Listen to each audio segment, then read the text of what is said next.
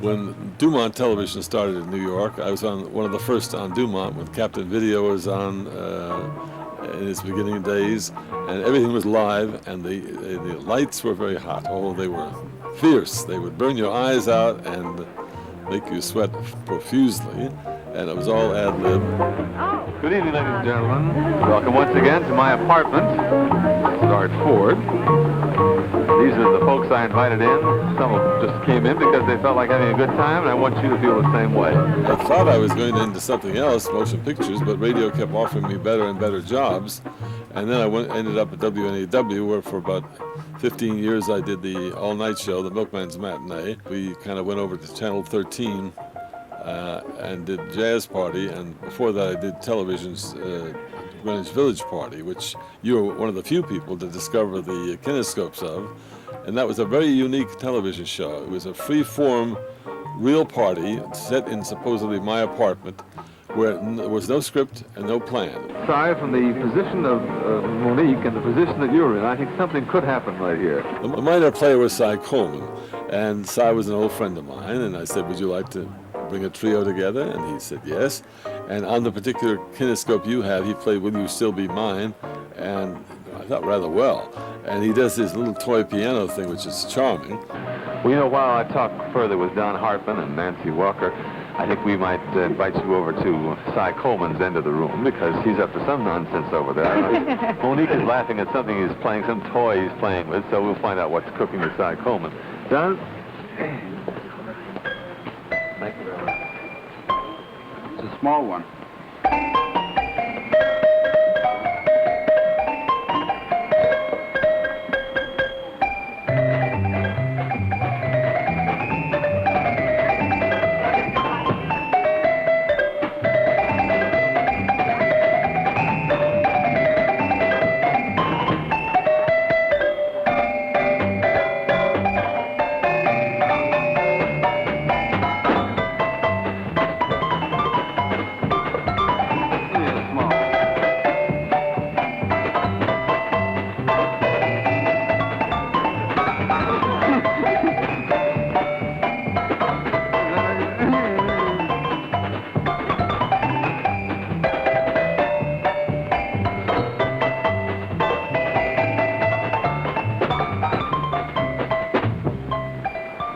I can throw it.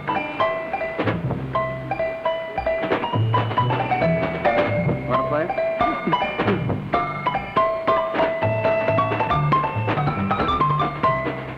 Cy was coming up. Every week he was on, he gained exposure, personality-wise, talent-wise. He was at the beginning of his career.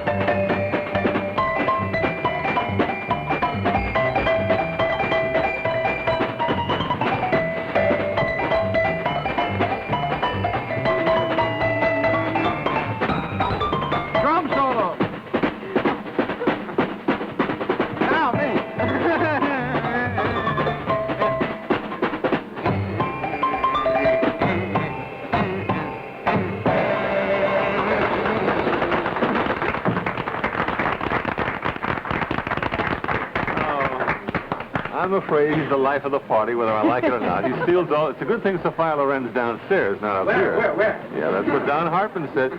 Nancy, you're going to do the Red Skelton show, aren't you? Yes, next Tuesday. Mm-hmm. And what about Broadway after that?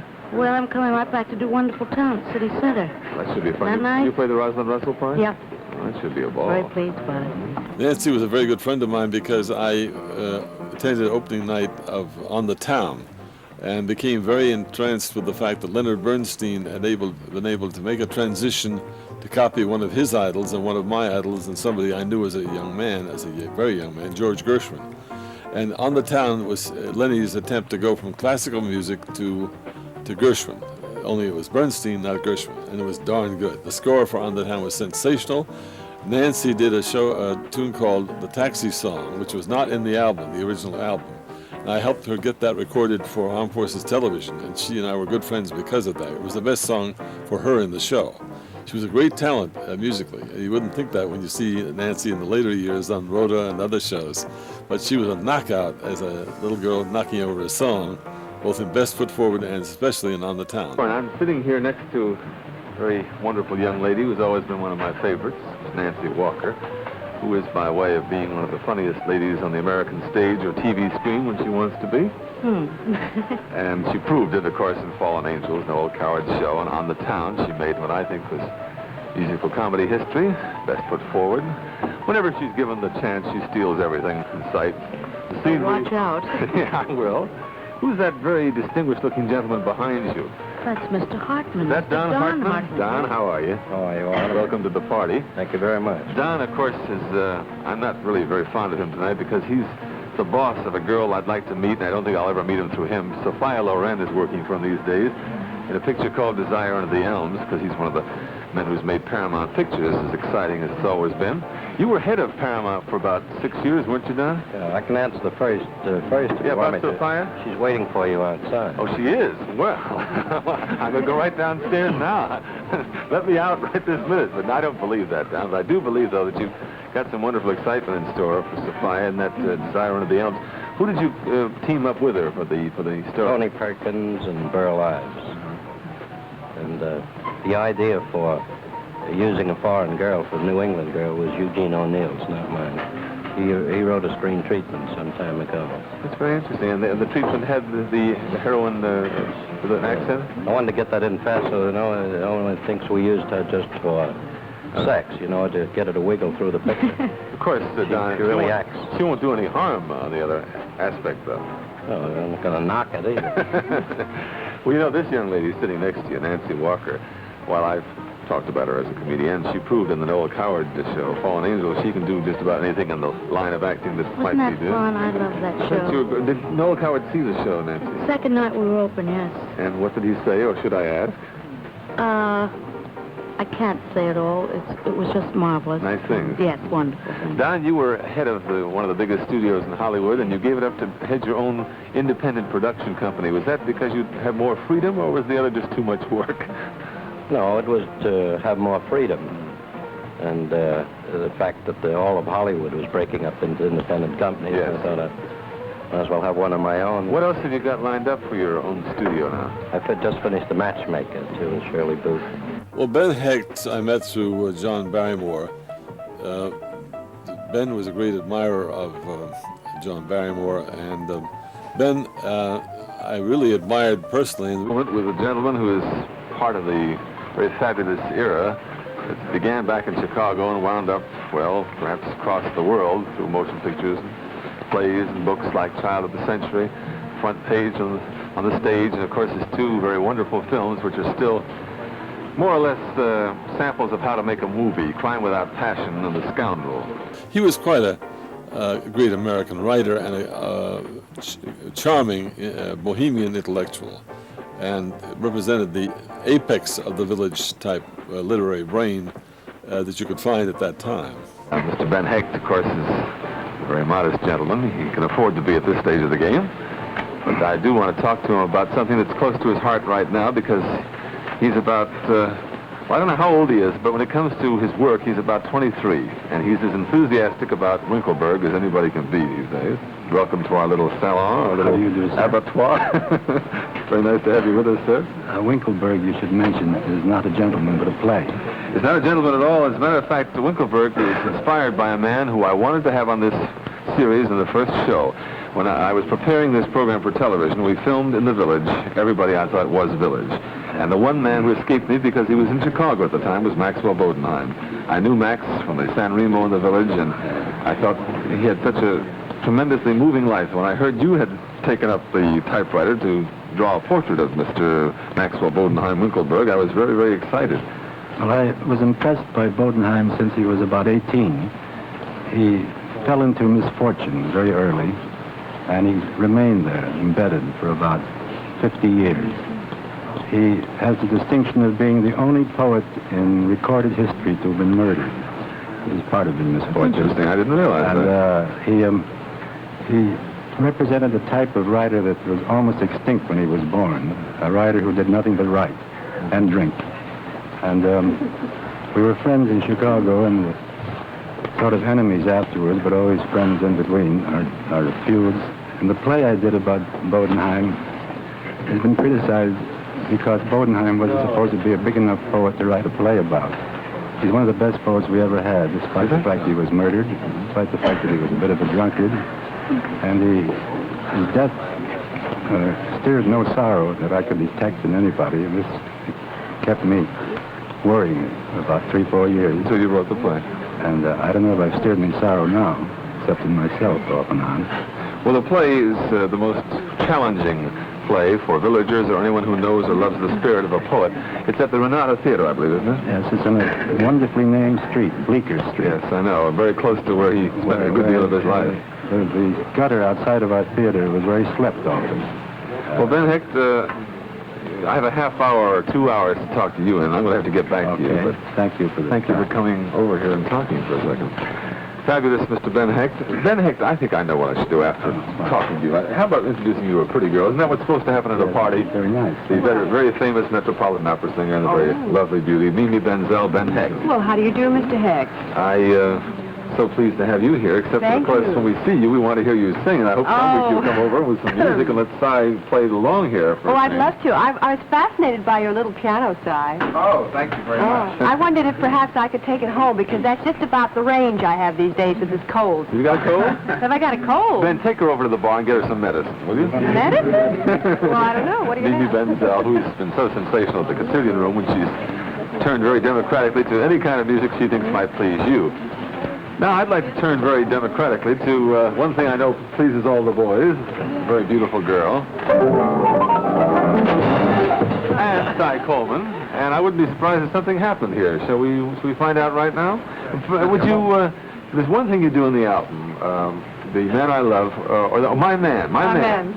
It's so wonderful. I play it on the Make-Believe Ballroom. Would you do that tonight, please? Yes, certainly. Thank you.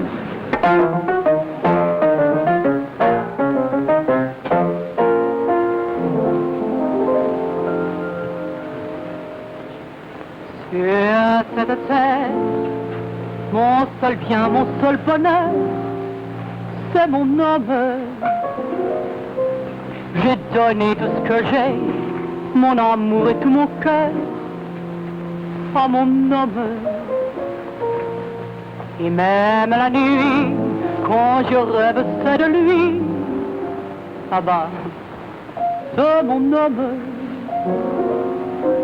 Et ce n'est pas qu'il soit beau, qu'il soit riche ni costaud, mais je l'aime, cet idiot, il me fout des coups, il me prend mes sous, je suis à bout, mais malgré tout, que voulez-vous?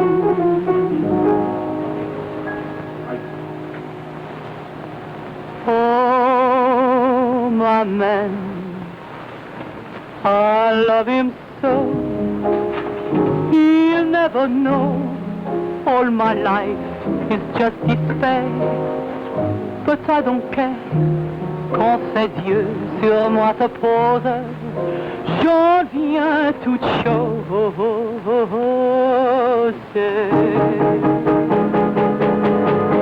Je l'ai tellement dans la peau, qu'au moindrement, il me ferait faire n'importe quoi. Je tuerai ma foi, je sens qu'il me rendrait infâme. Je ne suis qu'une femme, et je l'ai tellement dans la peau.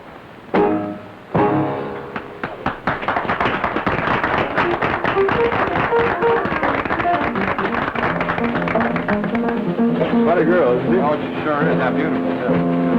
You got something cooked up for us there? I'm fooling around with the Matt Dennis tune called Will You Still Be Mine? That's a lot of fun. And Sandy, I want you to warm up one there in the bullpen in case we get a chance. I'd like to get around to you. Cy Colman, Man About Town.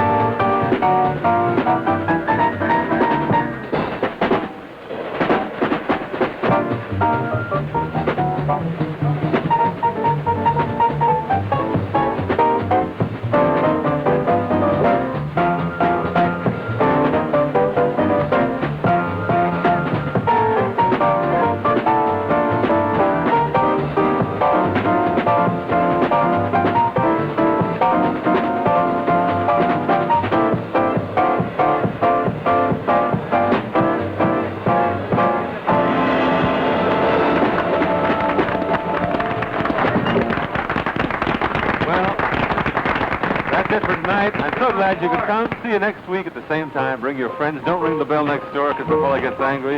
Till then, thank you and good night. Hugh Hefner saw the show, and properly so, because it was off the air. He thought, why not? When I do, I'll do it another way. But he did take my music, Cy Colman, did take the general concept, and he did it in black tie and formally and with girls in evening gowns and much more elegantly. And he did it his way. It wasn't the Greenwich Village party, it was Hugh Hefner's party. And as such, I thought, well, writers and painters for years have taken and derived from the last guy something that they did their touch with, and so it goes. So he didn't steal it, he simply was inspired by that. And so, fine for Hef, you know.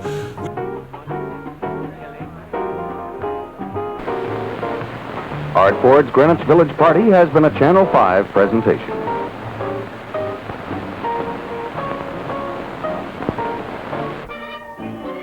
After a long, hard day of doing God knows whatever the hell it is you do, don't you just love the fact that you can sit back and relax and watch Biograph Days, Biograph Nights, where you can relax and watch the golden memories of your past? Hey, remember that Beefaroni ad? And where were you the first time you saw that Ajax ad?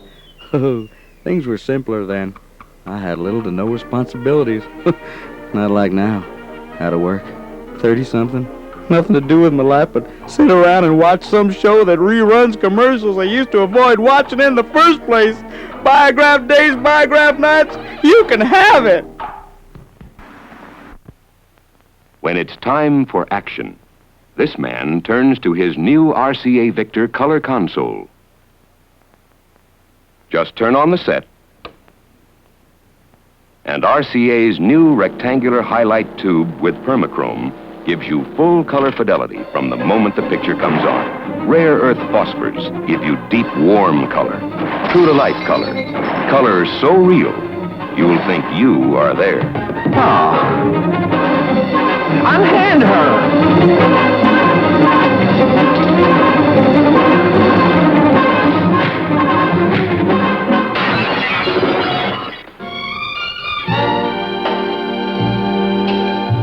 Get RCA Victor's big screen color TV with permachrome. For color so real, you'll think you're there.